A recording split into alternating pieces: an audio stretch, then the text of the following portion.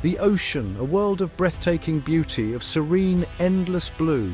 For millennia we have been drawn to its shores, and then, inevitably, to its vast, open waters. We build ships, monuments to our own ingenuity and ambition, believing we have conquered this last great wilderness. But the sea has a power that can never truly be tamed. It is a force of nature that commands respect, and sometimes it reminds us of our place in the world with a terrifying and humbling display of its true might. In this journey, we will bear witness to the moments when the ocean shows its fury. We will see how even the most formidable vessels, crafted from steel and powered by immense engines, can be reduced to mere toys in the grip of a colossal storm.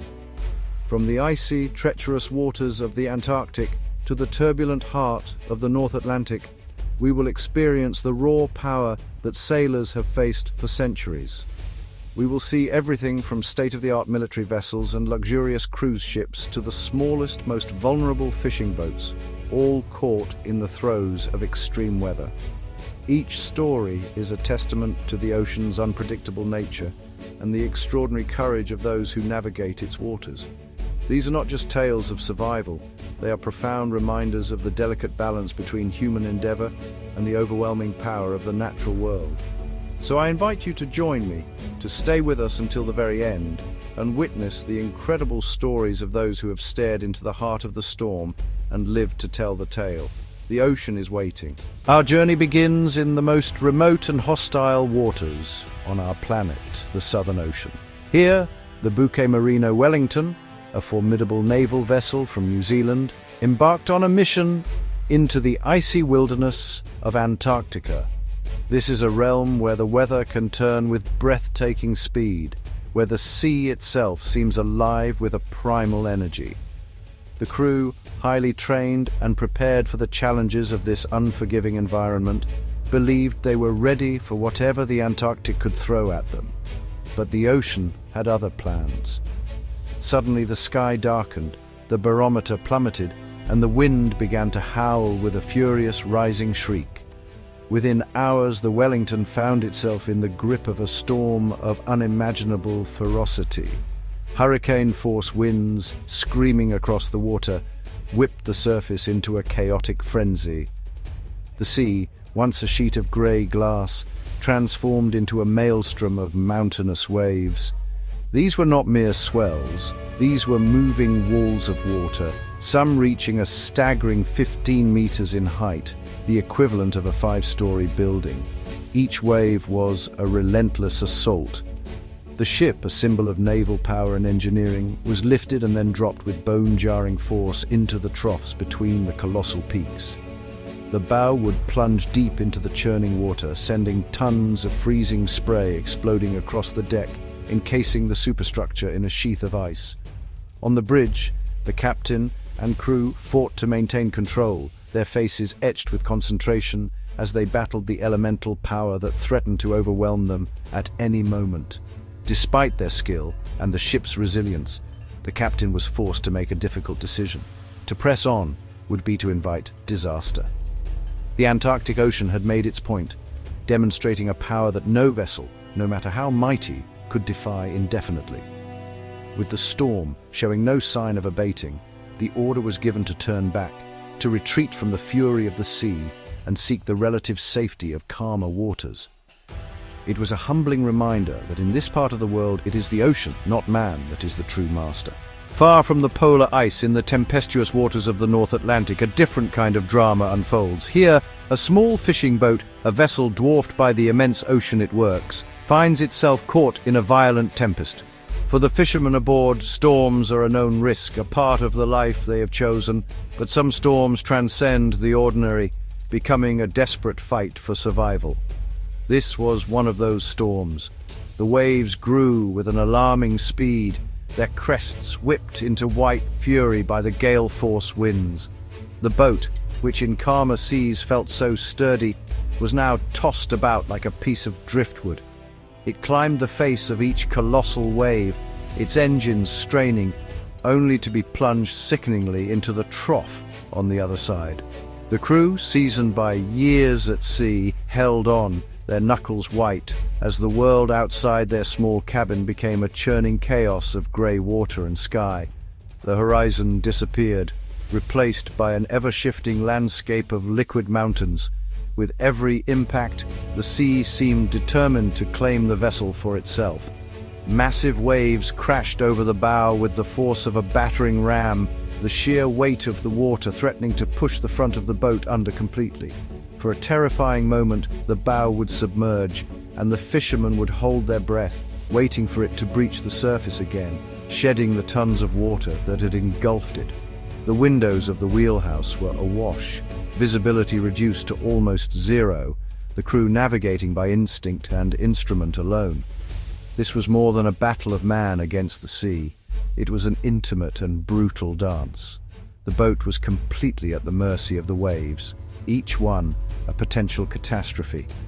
The fishermen could do nothing but endure, trusting in the integrity of their vessel and their own fortitude to see them through. In the heart of the North Atlantic, surrounded by an indifferent and raging ocean, their small boat was a tiny, fragile beacon of human resilience against the overwhelming power of nature. A cruise ship is a floating city, a world of comfort and carefree leisure.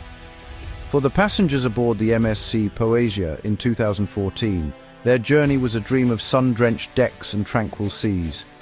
They gathered by the pools, enjoying the warmth and the gentle rhythm of the ocean, completely unaware of the drama that was about to unfold. Nature, however, operates on its own schedule, and the idyllic scene was about to be shattered with shocking and violent abruptness. Without warning, the sky transformed. The brilliant blue was consumed by an ominous, bruised purple darkness that swept over the ship with astonishing speed. The wind, moments before a gentle breeze, became a sudden, violent gale. Then came the hail. Not small pellets, but chunks of ice that hammered down on the decks, clattering against the metal and glass with a deafening roar. The serene atmosphere of a holiday paradise vanished in an instant, replaced by alarm and confusion. Passengers who had been lounging in swimwear scrambled for cover, their laughter turning to shouts of surprise and fear. The suddenness of the storm was its most terrifying aspect. The ship, which had been gliding smoothly, began to pitch and roll as the sea was churned into a violent chop. Deck chairs, towels, and unsecured belongings were sent flying, skittering across the decks in the ferocious wind. The idyllic scene of moments before had become one of chaos. The crew's training kicked in immediately, their calm voices directing the scrambling passengers indoors. People hurried from the exposed decks, seeking the sanctuary of their cabins as the storm raged outside. What had been a floating resort had transformed into a fortress against the elements. Through their cabin windows, passengers watched in awe and terror as the sea and sky merged into a single, violent entity. The dream of a perfect cruise had been abruptly interrupted by a stark reminder of the ocean's raw, untamable power. The Queen Elizabeth is a name that, really brings to mind images of grace, luxury, and steadfastness, a true titan of the seas. But in 2011, this regal vessel faced a storm that would put its legendary composure to the ultimate test. Caught out in the open ocean, the ship found itself battling conditions of extraordinary violence. The wind howled at over 110 kilometers per hour, a relentless, shrieking force that tore at the sea's surface, building the waves into monstrous moving peaks. These were not your ordinary swells, they were giants, waves reaching 15 meters in height. The same terrifying scale faced by the Wellington in the Antarctic rose up from the depths. The Queen Elizabeth, for all its immense size and weight, was lifted and tossed by this liquid behemoth. From inside, the experience was almost surreal. The ship would climb the face of a wave, its bow pointing towards the storm-blackened sky. A sensation of unnerving ascent that seemed to just go on forever. And then came the fall.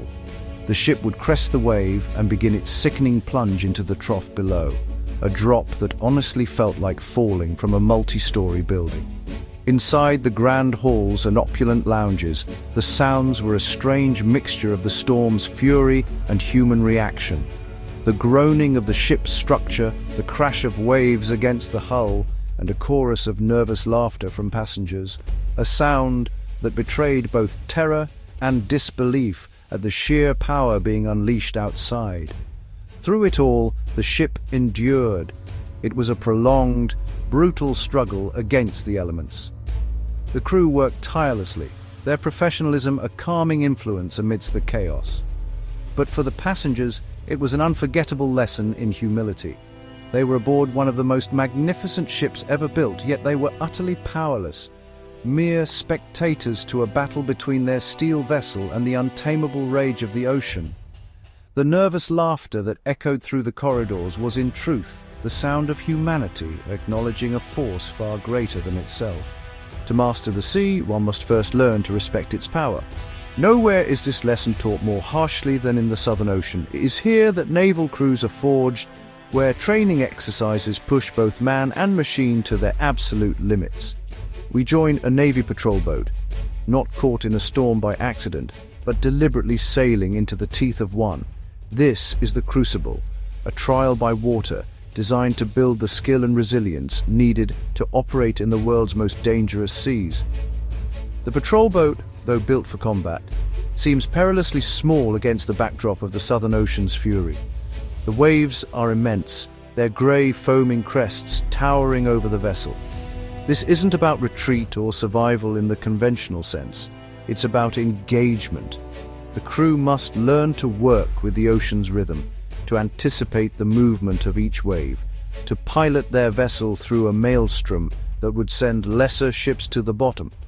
From the bridge, the view is one of controlled chaos. The boat slams into a wall of water, and for a moment, the world outside is nothing but green and white foam. The vessel shudders, but the crew remains focused, their movements precise and, well, economical. Every member has a role, and they perform it with a quiet intensity that speaks of rigorous training. They are learning to read the sea, to feel its power not as an enemy, but as a formidable dynamic environment that must be navigated with skill and courage. This is more than just a training exercise. It is a profound demonstration of the human capacity to adapt and endure. The ferocity of the ocean is not a terror to be fled from, but a challenge to be met. As the patrol boat carves its path through the mountainous waves, it becomes a symbol of expertise and bravery. The crew, drenched and exhausted, is being tempered in the planet's most extreme maritime classroom, earning their right to be called sailors of the Southern Ocean. In the Atlantic, the cruise ship Anthem of the Seas, a modern marvel of maritime engineering carrying over 4,000 passengers, sailed into a nightmare. A storm of exceptional violence descended upon the vessel, a tempest that would test its design and the endurance of everyone on board. The winds were cyclonic, gusting up to 130 kilometers per hour, a force that whipped the ocean into a state of utter chaos. The ship was no longer sailing, it was under siege. The waves were relentless, 10-meter walls of water that pounded the ship with a deafening, rhythmic brutality. The impacts were so violent that they sent shudders through the entire 168,000-ton structure. From inside, the world became a chaotic scene. Furniture slid across floors, glasses and plates smashed in the galleys, and the ship groaned under the immense strain.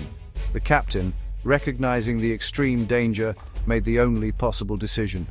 All passengers were to be confined to their cabins. For over 24 hours, 4,000 souls were locked in their rooms, prisoners of the storm. They could only listen to the terrifying symphony outside, the shriek of the wind and the thunderous crash of waves against the hull. The ship was tilted at alarming angles, making even standing a challenge. For many, it was a sleepless and terrifying ordeal, a long night and day spent staring at the ceiling, feeling the violent motion of the sea and wondering when it would end. This was a modern city trapped in a primal war with the ocean. The comforts and luxuries of the cruise were forgotten, replaced by a fundamental and humbling vulnerability.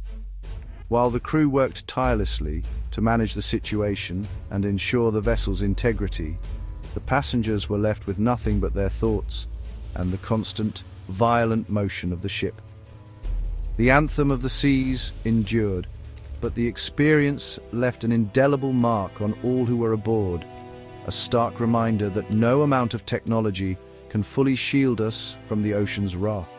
The Aegean Sea, with its sun-drenched islands like Santorini, is often pictured as a sailor's paradise. For a group of friends sailing in 2014, it was exactly that. The day was perfect, the water calm, and the mood was just, joyful. Their voyage was one of leisure and beauty, a simple pleasure on a tranquil sea. But the Mediterranean, like all oceans, holds a capacity for sudden, dramatic change. Their pleasant trip was about to transform into a desperate fight against an unexpected tempest.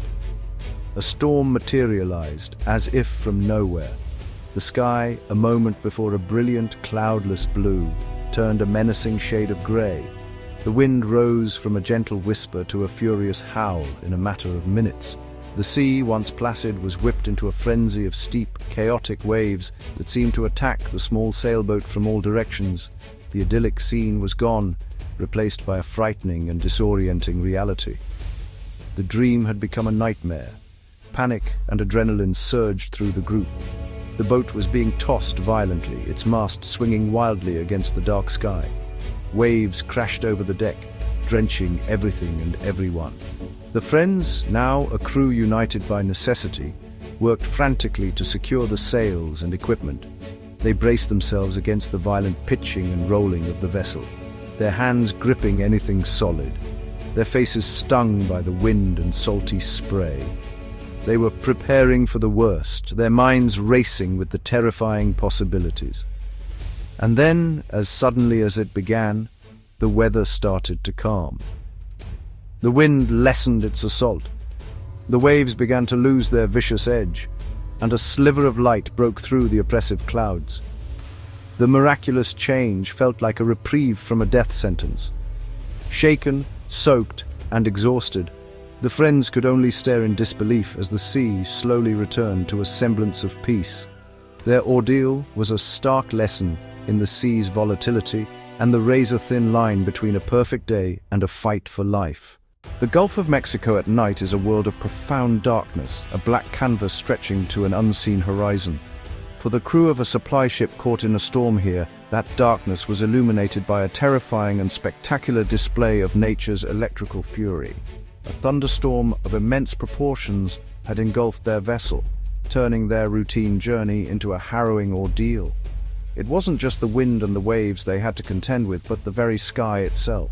The storm was a sensory overload. Rain fell in blinding sheets and the wind howled, but it was the lightning that defined the terror of the night. It was not distant, but immediate and all-encompassing. The sky would rip open with brilliant, jagged flashes, momentarily turning the churning Black Sea into a ghostly white landscape. Each flash was followed by a deafening crack of thunder that seemed to shake the very structure of the ship. The crew was on high alert, their faces lit by the eerie, intermittent glow of the lightning. They were surrounded, trapped in the heart of the electrical chaos. Then the unthinkable happened. A bolt of pure, white-hot energy arced down from the sky and struck the vessel. There was a blinding flash, an explosive sound, and the metallic tang of ozone filled the air. For a terrifying second, the crew braced for the catastrophic failure of their systems, for fire, for the unknown. Miraculously, the ship and its crew were unharmed. The lightning had grounded itself through the vessel's metallic hull and into the sea, leaving behind only a moment of sheer terror and a profound sense of awe. The storm eventually passed, leaving the supply ship to continue its journey through the now calm darkness. The crew were left with the memory of a night when their steel ship became a lightning rod, a night they survived a direct hit from the heavens in the middle of the raging Gulf. The Mediterranean Sea, often a cradle of civilization and calm voyages, showed its more tempestuous side to the passengers of the Grand Holiday cruise ship in 2012.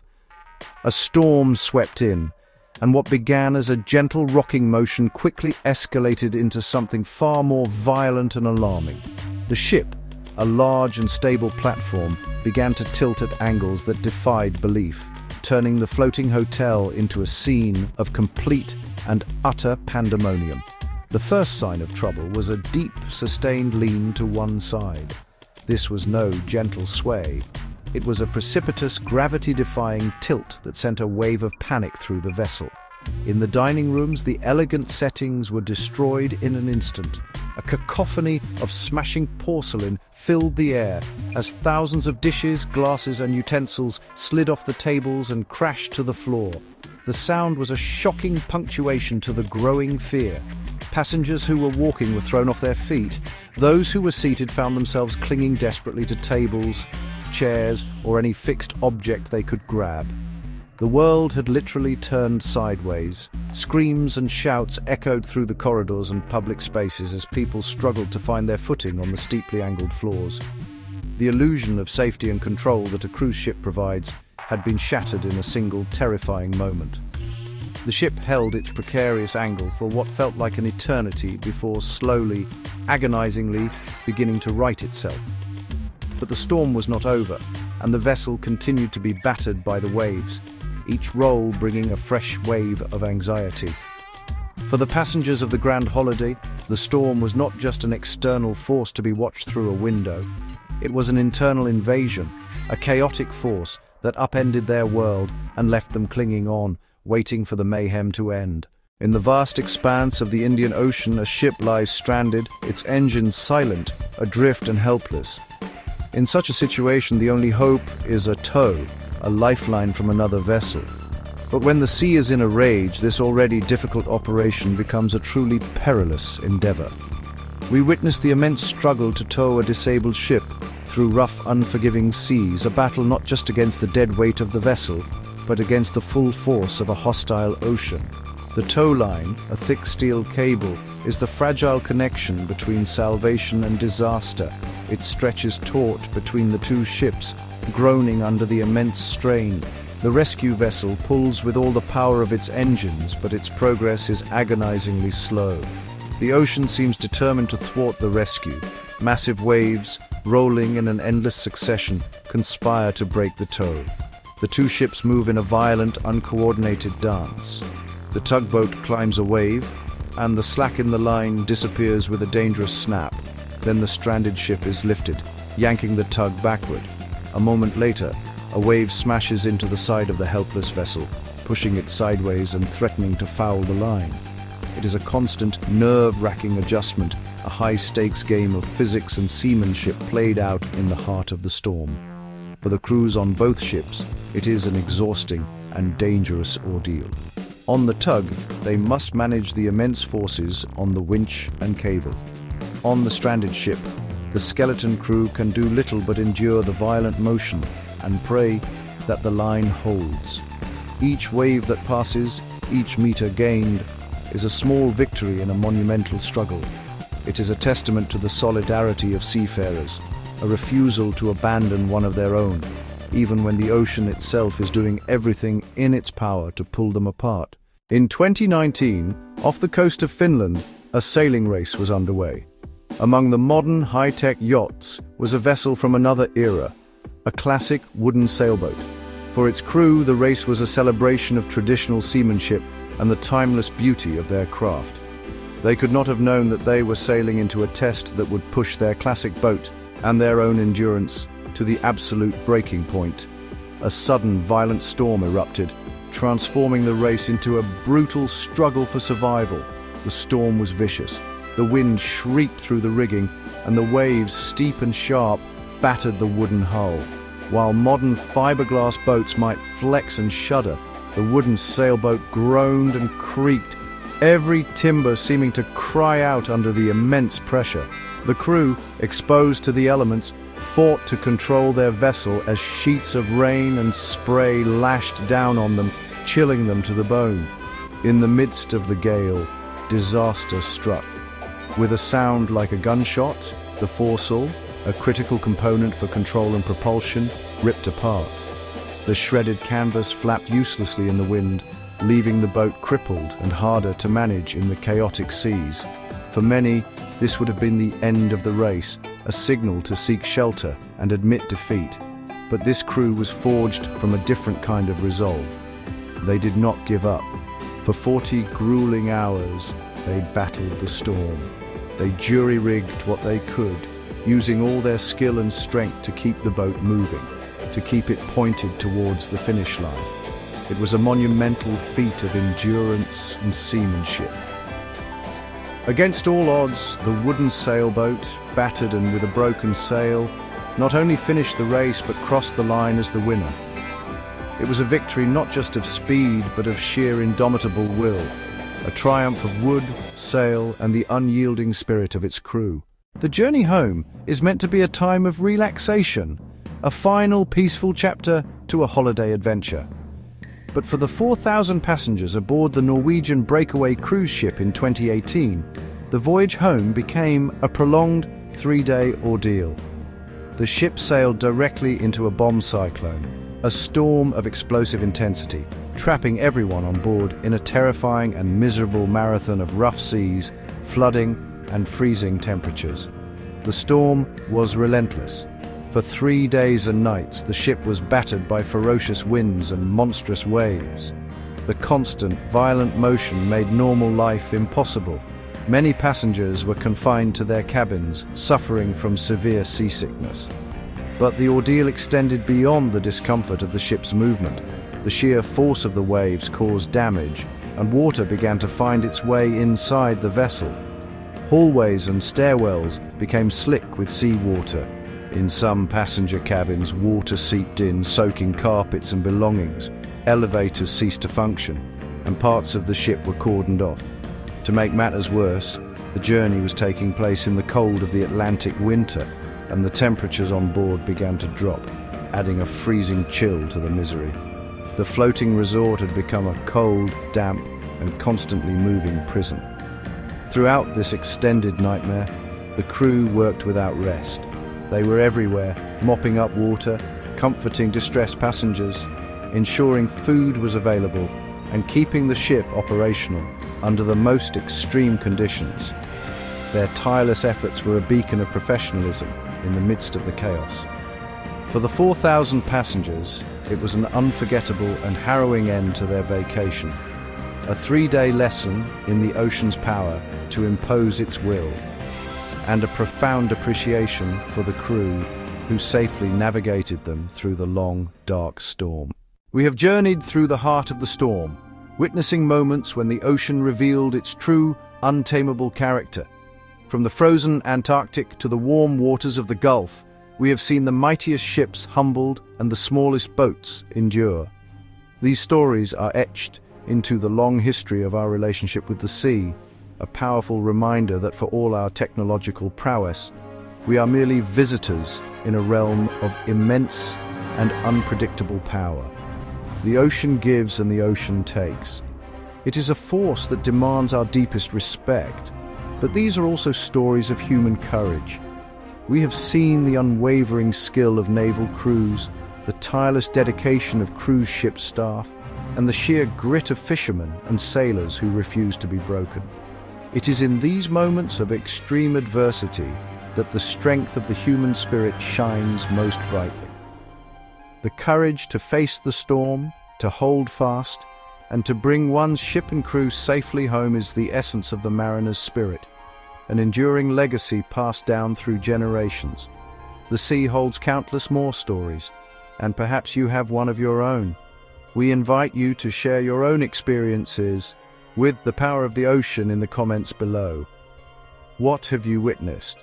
What has the sea taught you?